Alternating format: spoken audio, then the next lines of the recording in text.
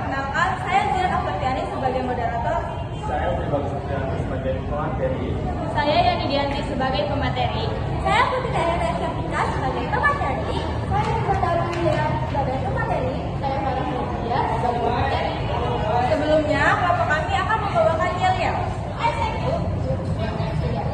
Lompat tinggi, cakar tajam, Felix Katus, pantang diam, berani tangguh penuh gaya, Felix Katus jadi juara.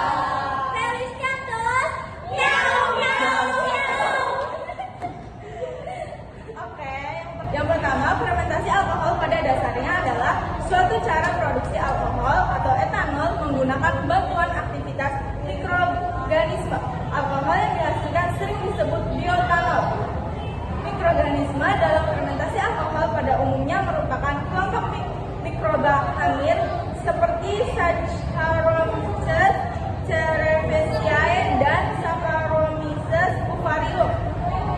Cerevisiae telah diperdagangkan dalam bentuk bubuk yang dikenal dengan nama ragi roti, yaitu ragi yang digunakan dalam pembuatan roti. Selanjutnya akan dibacakan oleh Tri Bagus. Saya akan menjelaskan tujuan dan alat dan bahan. Tujuan yang pertama, 1. Siswa dapat menjelaskan proses fermentasi alkohol. Kedua, siswa dapat mengidentifikasi zat yang dihasilkan dalam fermentasi alkohol. 3. Siswa dapat mengamati proses fermentasi alkohol menggunakan ragi secara langsung.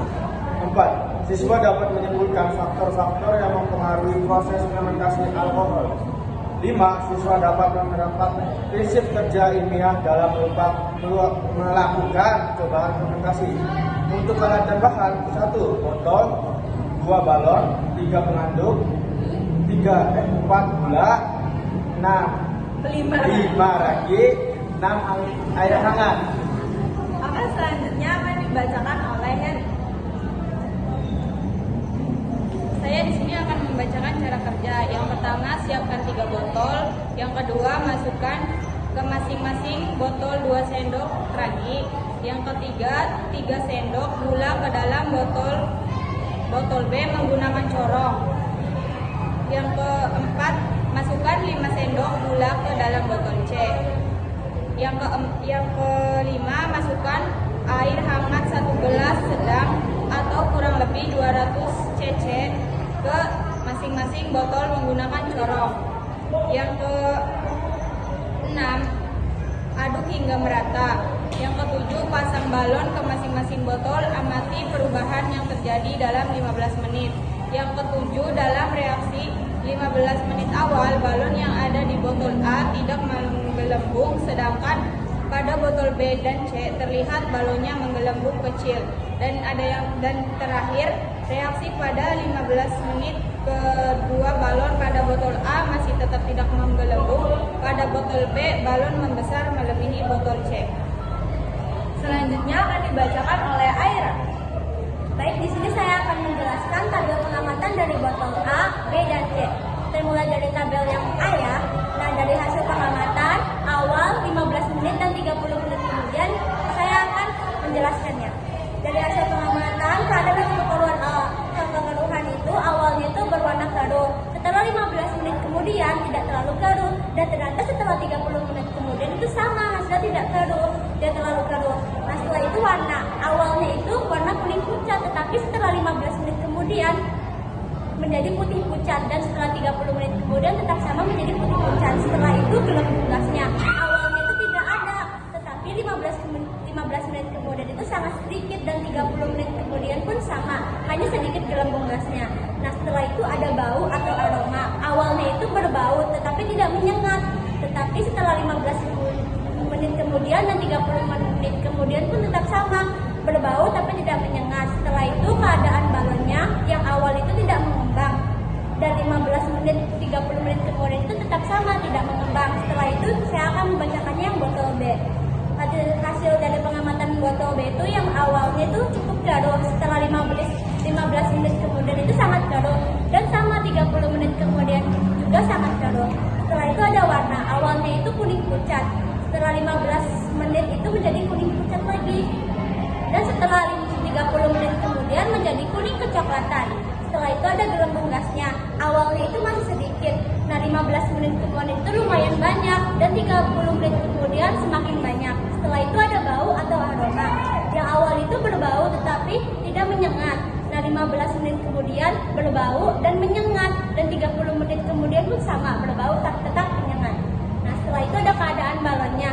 Awalnya itu belum mengembang, tetapi 15 menit kemudian sudah mengembang dan berdiri. Setelah 30 menit kemudian mengembang dan lumayan besar. Setelah itu hasil dari botol C.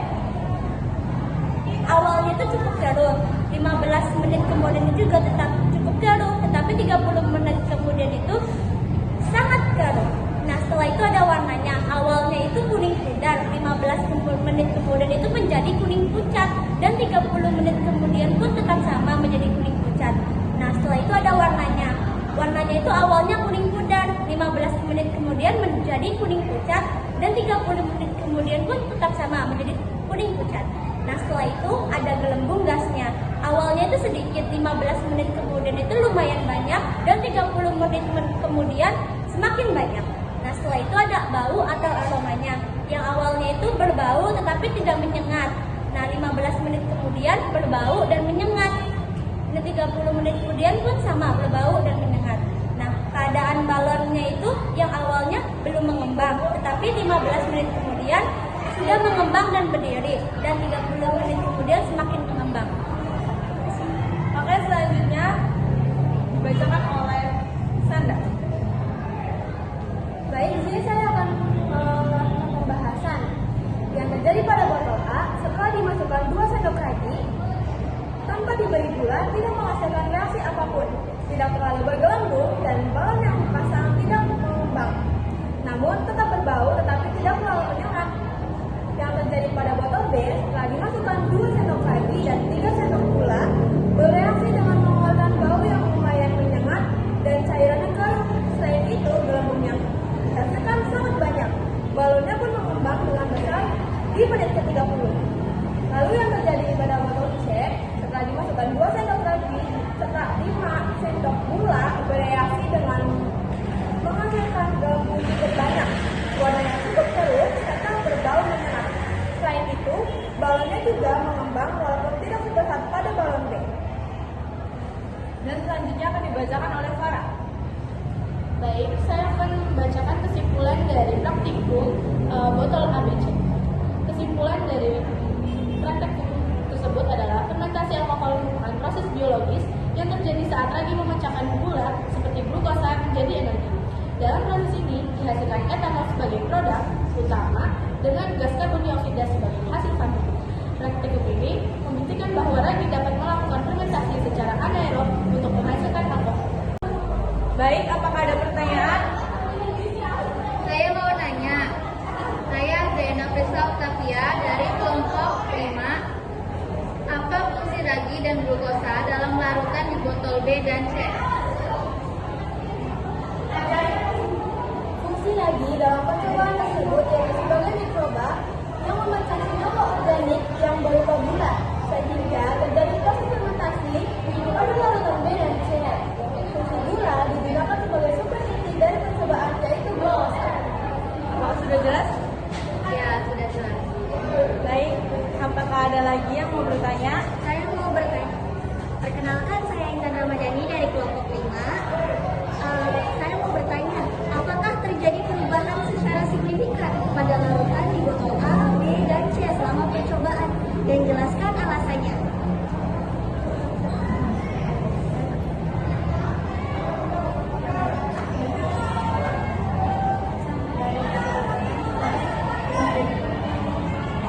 Baik, saya akan menjawab pertanyaan dari Intan. Perubahan yang signifikan hanya terjadi pada botol B dan C. Perubahan yang signifikan itu berupa bertambahnya gelembung dan mengembangkan balon. Hal tersebut terjadi karena ragi bercampur dengan gula dan menimbulkan reaksi berupa ragi akan memecah gula menjadi 2 bentuk, yaitu alkohol dan karbon dioksida. Karbon dioksida ini akan membentuk gelembung. Apakah sudah jelas? Terima kasih. Baik, sekian presentasi dari kelompok kami. Kurang